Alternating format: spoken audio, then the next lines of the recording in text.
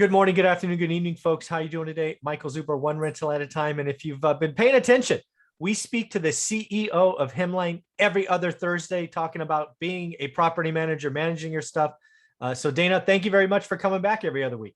Awesome. Thanks for having me, Michael. Oh, absolutely. I enjoy our conversation. It kind of feels like I'm in the weeds and I'm trying to really go back and do what I did in the very beginning. So talking about that, something that new landlords kind of think about, but maybe don't do a lot of, and that's inspections, the types that we have, how often, privacy during inspections. So why don't we talk about that and just give people a heads up about things that we think?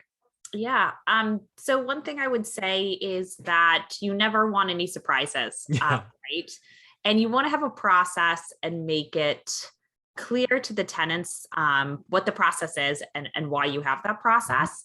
And I've seen two different extremes, which are both extremes are never good in property management. Yeah. One extreme is you don't do any inspections, or you just Not good. Yeah, or you just do the move in and move out. And every tenant, we've spoken about this before, every tenant expects their full security deposit back upon move out.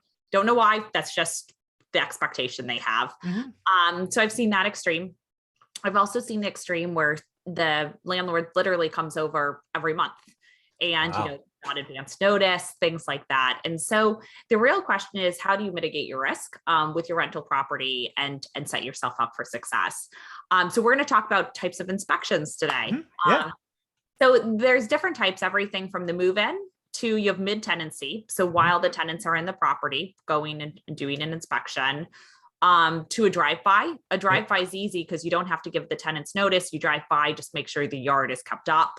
There aren't cars parked on the lawn. Oh, I hate that. Certain things like that. Then the pre-move out, which I actually think is the most important, is a pre-move out right before they move out, and then the final move out inspection. Interesting. So those are the 5 that I have. Are there any other ones that No, I think the pre-move out one is genius. I need to call my property manager and see if we do that. I don't know that we've done that. If we do it, good for them. I'm just not aware of it, but I think that one's really critical.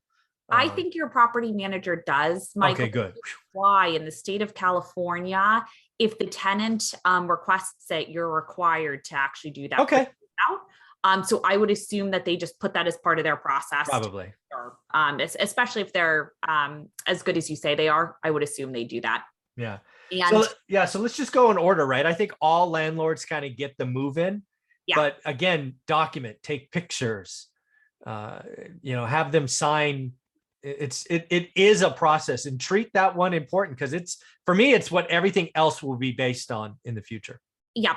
And when you do that move-in inspection, you have 2 different types of tenants. Like, yeah, okay, I'll go through and let me sign it and we're good to go. Yeah. I've also had the tenants who are like super detail oriented, where they go through everything and they're like, okay, you see this little tiny scratch here, that's going to need to be fixed. This needs to be fixed.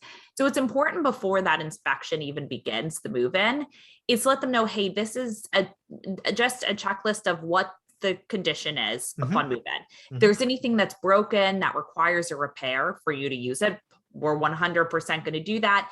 If it's anything cosmetic that's minor, we're going to note it so it's not deducted from you upon move out. Correct. And again, it depends. Most tenants, like, you want to keep it in a really good move-in condition. So most tenants are fine with what the condition is. I've had some of those extremes with tenants, so it's just good to set those expectations. Like you said, document videos, photos, everything to show, hey, there wasn't that hole in the wall and now there is. And you were saying that was upon move-in, but look, that was that wall. Yeah. There's a photo of it. Exactly. So there's that.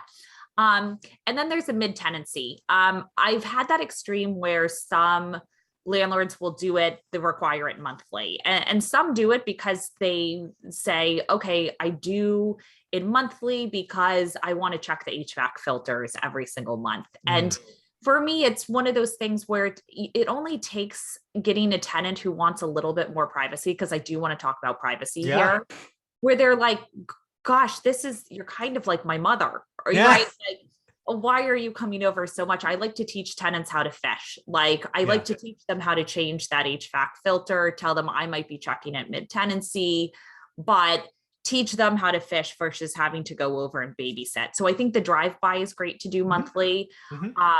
I'm still on the fence, and some property managers will completely disagree with me, but like going over every single month. So I highly recommend doing a 6-month for that mid-tenancy. Yeah. And pose it to the tenant as, this is for you. This is not for me. This is for you to go through and say, hey, you know what, the sink's dripping.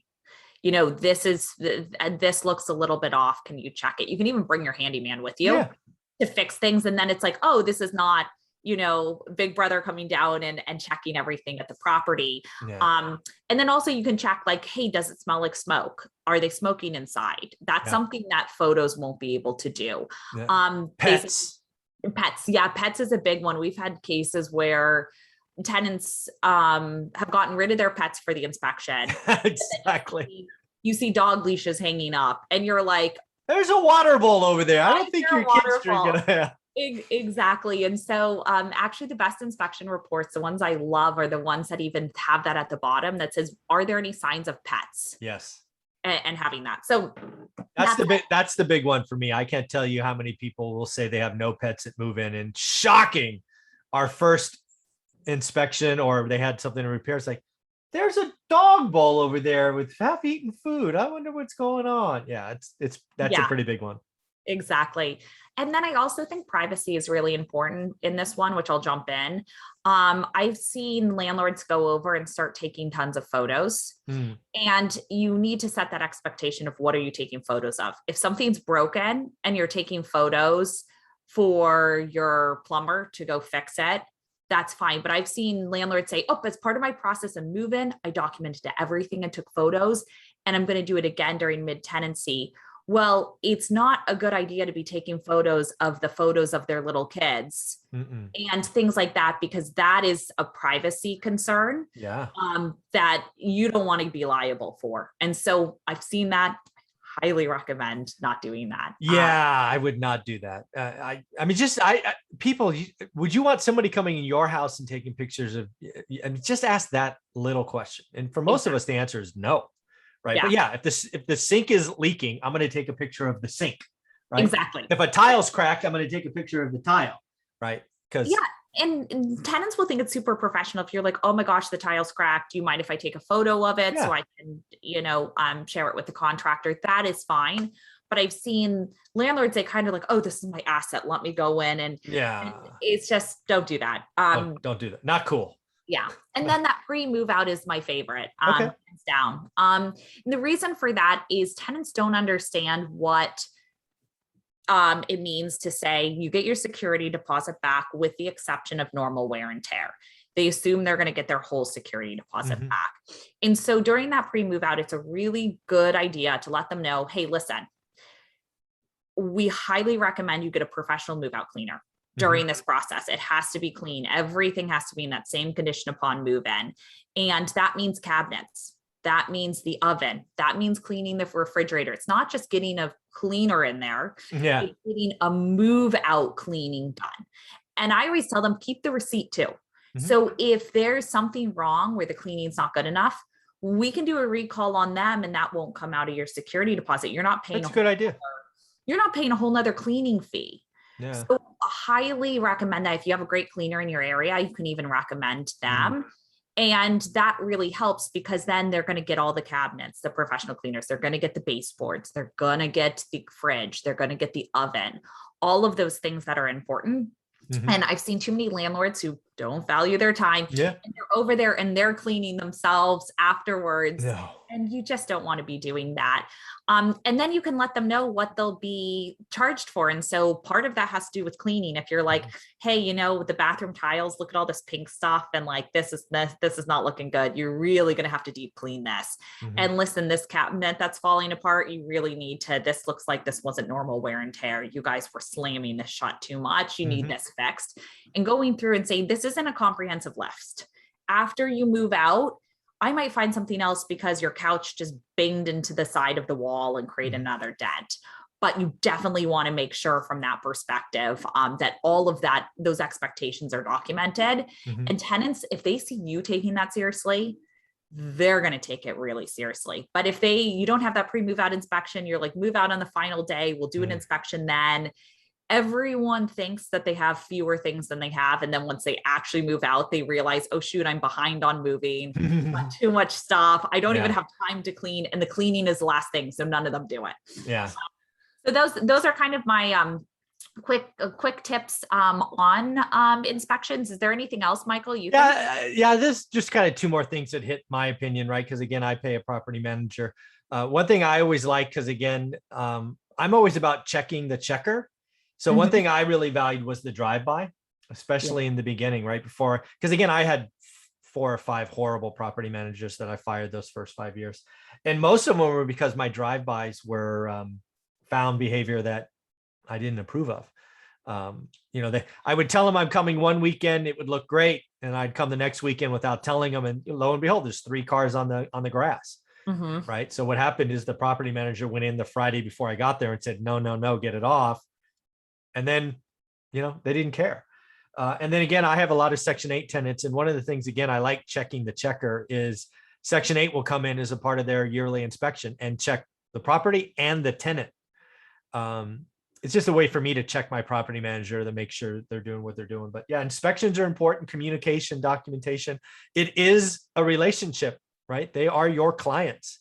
Yeah. And inspections are critical. Treat it seriously, document, communicate. I don't recommend monthly. That is, frankly, monthly inspections are going to probably make your great tenants want to leave. And I never want a great tenant to leave. Yeah. So just be thoughtful. So that's what I think about inspections. Any other closing thoughts? I just say exactly what you said these are your customers. So remember, inspections are for them. Let them know when you're coming over. This benefits you. I'm making sure the property is well kept up for your sake. Pre-move out and move out inspection. This is for you. So I make sure you get your full security deposit back. In relationships with customers, nothing is about you. It's all about them. Awesome.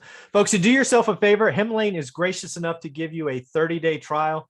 If you actually download my free course, you can get a 30-day PDF of how to do a 30-day trial. And if you're in the course, Dana herself has recorded videos on how to use that 30-day trial. So go to hemlane.com. And if you like the service, make sure that you mention this channel or my name, Michael Zuber, and you will get a discount. Thanks, Dana. Great. Thanks, Michael.